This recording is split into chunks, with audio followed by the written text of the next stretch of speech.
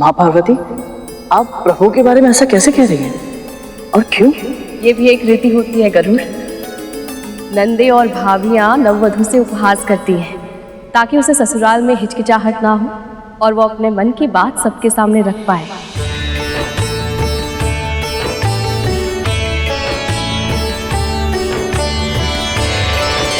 श्याम रंग तो कस्तूरी का भी होता है सखी, जिसे हम मस्तक में धारण करते। मेघ भी तब वर्षा करता है जब उनका रंग श्याम हो। और एक बात तो भूल गई सखी, सबसे विशेष कमल का रंग भी श्याम है। और गालों की लाली का क्या कहना, लाल तो कौवे की जीभ भी होती, पर वो हमेशा बोलता है कर्कश स्वर में।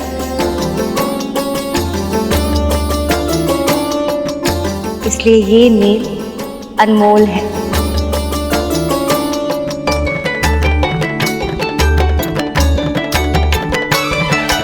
बस ऐसे ही एक दूसरे का पक्ष लेते रहिए, एक दूसरे का साथ देते रहिए। चलिए, ये रीति भी पूरी हो गई। अब प्रथम रसोई की रीति भी कर लेते हैं। अभी लाई।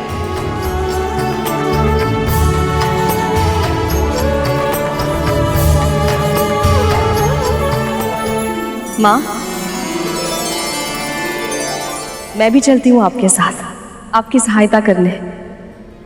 विंता, ये कैसे संभव है? ये मेरी पहली रसोई की रीति है, तुम भोजन कैसे पकाओगी? कहीं तुम्हें ऐसा तो नहीं लग रहा कि मुझे भोजन पकाना आता ही नहीं? नहीं नहीं माँ, मेरे कहने का अर्थ ये नहीं था। मैं तो बस आपकी सहायता करना चाहती हूँ। विंता, तुमने अनगिनत बार हम सबको भोग लगाया है। आज पहली बार मुझे ये अवसर मिला कि मैं तुम्हें कुछ खिला सकूं। तुम ही बताओ, मैं ये अवसर ऐसे व्यर्थ कैसे जाने दूं?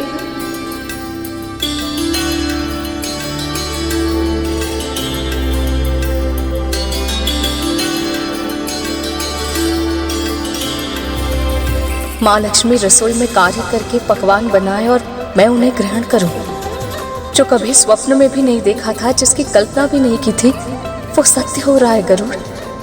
भगवान को भोग लगाकर जब मन को इतनी प्रसन्नता मिलती है, तो उनके हाथों से भोग खाकर तो ये जीवन तृप्त हो जाएगा पुत्र।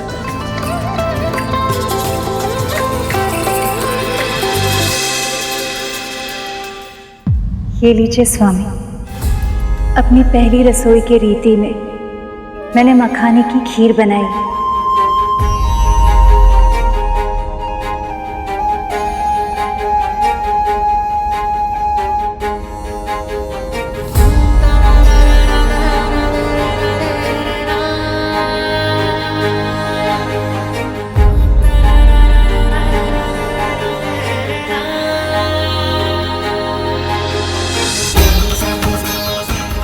आप सब खा क्यों नहीं रहे?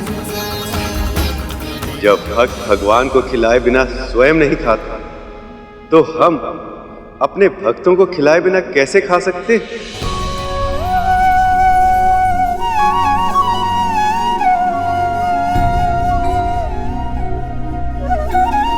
खाइए दे।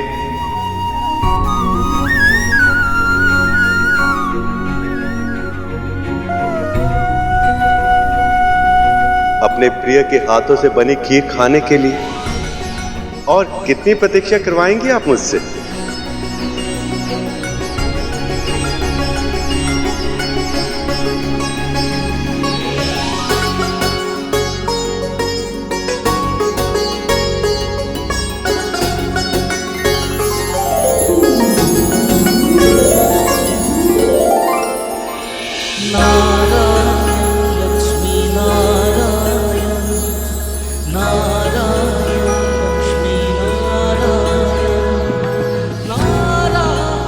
यदि बड़ी माँ यहाँ होती तो देखती कि मेरी माँ किस सम्मान के योग्य है।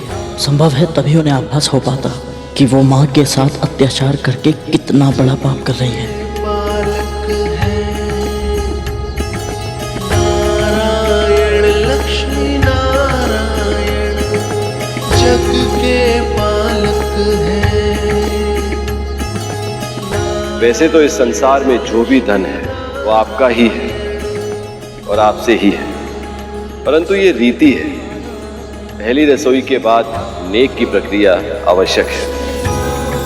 इसीलिए हमारे परिवार की ओर से ये भेंट स्वीकार कीजिए।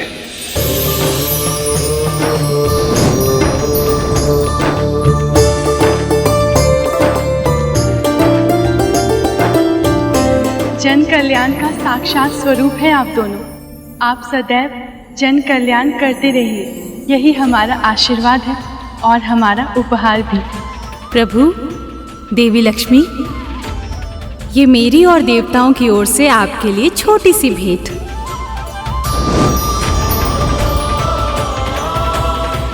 मैं प्रभु विष्णु और माता लक्ष्मी को क्या भेंट दूं?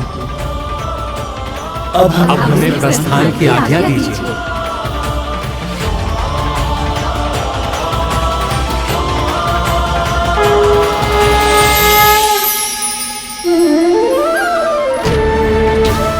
हम दोनों तो दास हैं, हम आपको क्या दे सकते हैं भला? तुम दोनों ने हमें पहले ही उपहार दे दिया है, अपनी भक्ति का उपहार।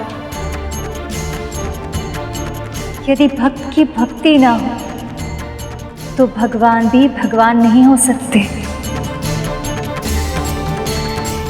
अब आज्ञा दीजिए प्रभु, ताकि महारानी के महल लौटने से पहले मैं वापस पहुंच सकूं। देवी विंता, आपकी कर्तव्य निष्ठा सत्य ही अद्भुत है।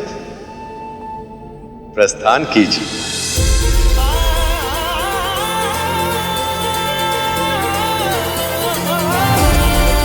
मेरे लिए क्या आज्ञा है प्रभु? तुम्हारा संदेश सही था गर्ग। असुरों ने मंथन का प्रयास इसलिए किया था ताकि वे अमृत को अकेले ही पा सके, किंतु वह विफल हुए, इसलिए अब उनकी इच्छा और भी तीव्र हो गई है और वह अमृत को चुराने के लिए किसी भी सीमा तक जा सकते हैं। अब यह हमारा दायित्व है गर्ग। हमें यह सुनिश्चित करना होगा कि अमृत अयोग्य के हाथों में न जाए। ऐसा ही होगा प्रभु, अमृत उसे ही मिलेगा जिसे आप चाहेंगे।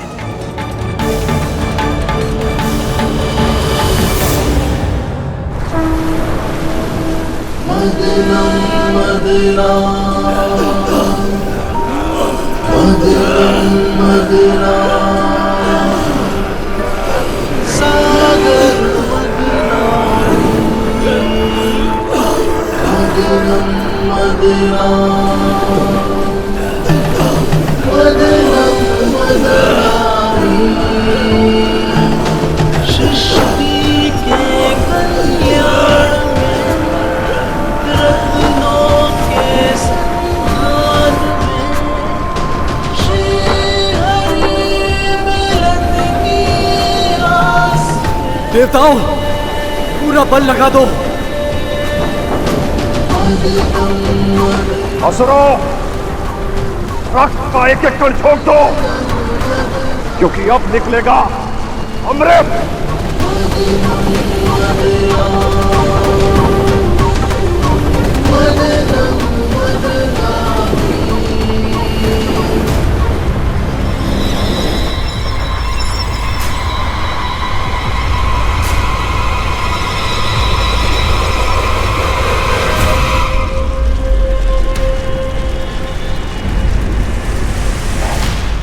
ये दुर्गंध कैसे? ये कैसी दुर्गंध है देवराज?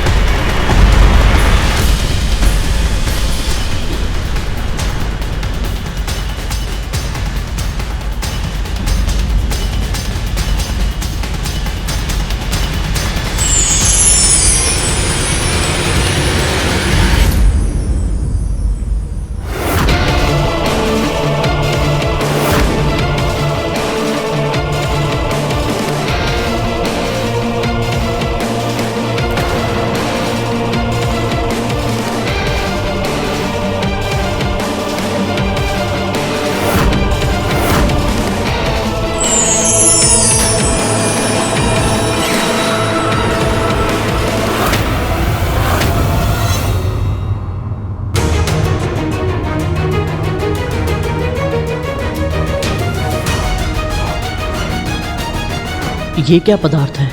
ये क्या लीला है प्रभु? इस पर तो केवल हम असुरों का ही अधिकार होगा।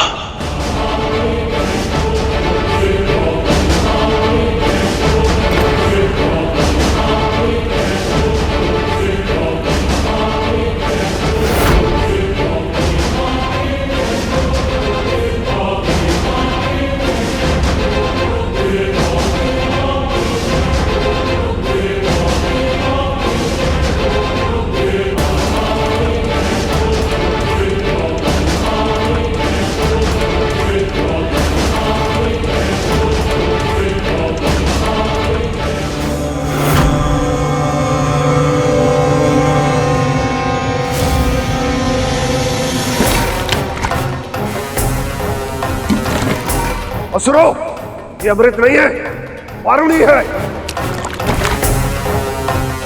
जिसे लेने में हम देवताओं को कोई रुचि नहीं है। असुर उसे आनंद से ले सकते हैं। क्यों देवताओं? सत्य कहा देवराज।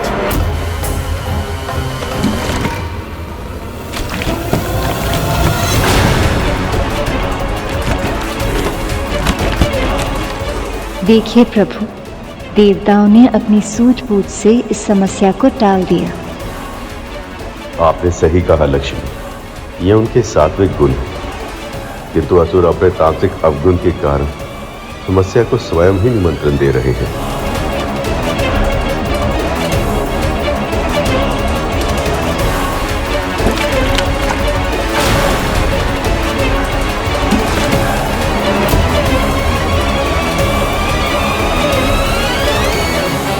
सारा पान तो अकेला कर जाएगा और हम मुंह देखते रहेंगे। ला असुरो, आपस में कलेश करने का कोई लाभ नहीं होगा। सुना नहीं तुम सबने?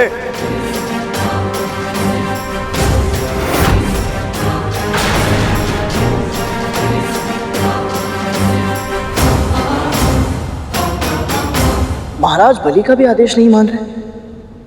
ये वस्तु क्या है प्रभु? ये कौन सी वस्तु है जिसने असुरों को भी उन्मत्त कर दिया है? ये वारुणी है गरुड़। मदिरा संसार के सबसे आकर्षक, सबसे नशीले द्रवों अर्थात पेय पदार्थों में से एक है यह। व्यक्ति के मन की सभी दुविधाओं, सारी हिचक को दूर करता है ये। संसार के सभी कष्टों और कठिनाइयों को भुला देता है ये।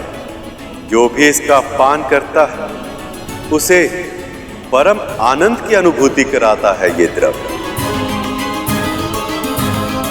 प्रभु, यदि ये द्रव्य इतना आकर्षक है तो फिर देवताओं ने इसकी एक भी बूंद पाने में तनिक भी रुचि क्यों नहीं ली? ऐसा इसलिए शेष, क्योंकि एक बार जिसने भक्ति के आनंद का आभास किया हो, उसे परम आनंद के लिए मदिरा जैसे इंद्रियों को शिथिल करने वाले और विवेक का नाश करने वाले मादक पदार्थों की आवश्यकता नहीं होती। संसार में ऐसा भी कुछ है जो असुरों को अमृत भी बुला दे? ये तो मैं सोच भी नहीं सकता था माँ। मदिरा के अतिरिक्त एक और ऐसी मादक वस्तु है जिसे देखते ही दानवों के साथ साथ देव भी अपना सुध-बुध खो जाते हैं। जो देवताओं को भी अपने प्रभाव में ले ले, वो वस्तु तो मदिरा से भी अधिक मादक हुई माँ। मदिरा से भी अधिक मद भरी ऐसी कौन सी वस्तु हो सकती है माँ? प्रभु, इस विषय में आपसे अधिक कौन अच्छे से समझा पाएगा, क्योंकि आने वाले समय में आप मोहिनी अवतार धारण करने वाले हैं। वो वस्तु है स्त्री की आंखें।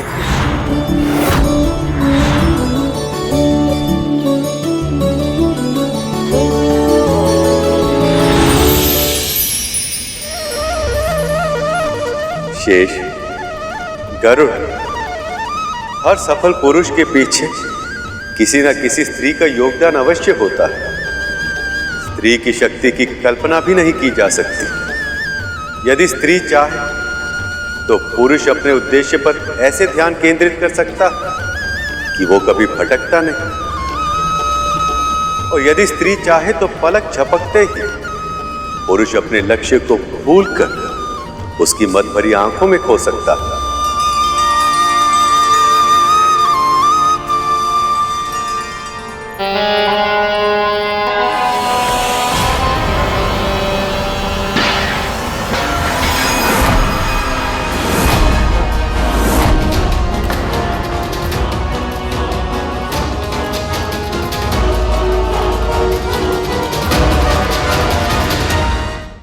मुझे हुजरान, तुम यहाँ पर किस लिए आए हो?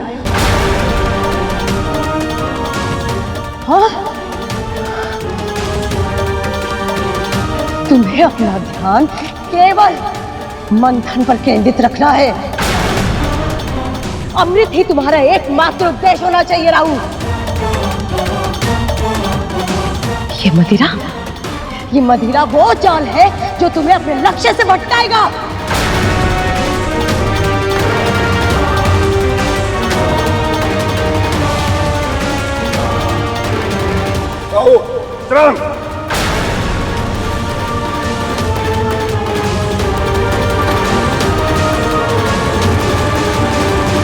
जब अमृत प्रकट होगा तुम दोनों केवल उसे देखोगे, उसे सोचोगे, उसी का ही विचार करोगे।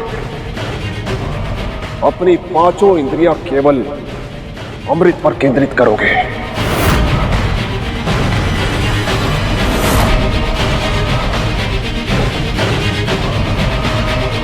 यदि तुम इस योजना में असफल हुए तो हमारी योजना भी असफल हो जाएगी। स्मरण रखना।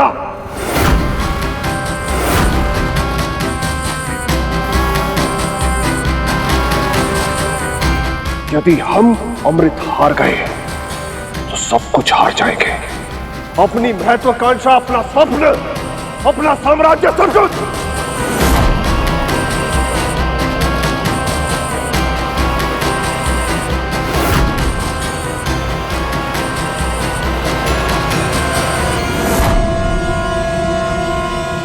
हम समझ गए महाराज।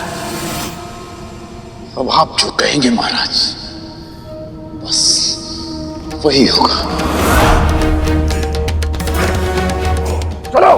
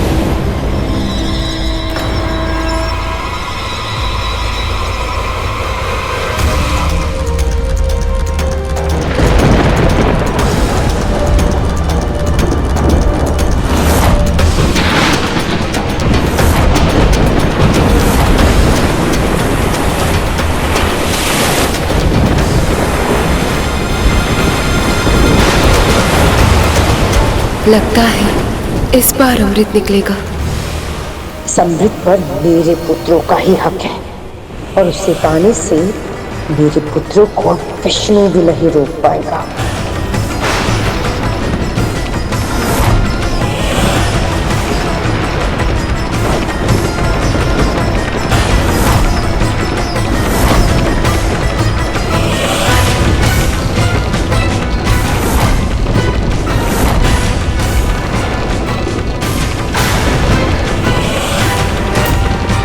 देवराज, अमृत के आने पर इस प्रकार का प्रलय संभव नहीं।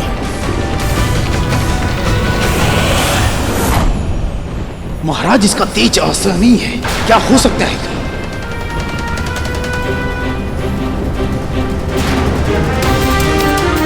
आखिर ये क्या वस्तु है जिसके प्रकाश से सभी विचलित हैं? हे प्रभु, मंथन से निकली ये वस्तु पूरे संसार में प्रलय ला रही है। इसे धारण करने वाले पक्ष कौन होगा, देवता या असुर?